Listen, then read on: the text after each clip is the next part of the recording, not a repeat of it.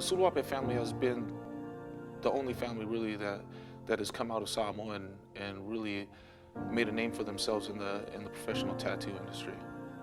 It's been amazing for them to bring the Samoan tatau out of Samoa and to be able to share it not only with tattoo collectors around the world but be able to share the art form with other artists. The tatau in Samoa is the heart of Samoa. It's what they refer to as a measino of Samoa. So it's one of the cultural aspects of Samoa that defines Samoa as Samoa.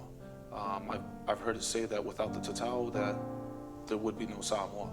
So the tatau is definitely an integral part of the culture and ties the people to the philosophies and the theology of Samoan culture. The whole process of my pea was probably one of the most amazing experiences of my life, and being able to learn what the true essence of the Samoan culture is, and it's the servitude to the people. One of the special things about my pea was that I was able to finish it with my father, Sylvian.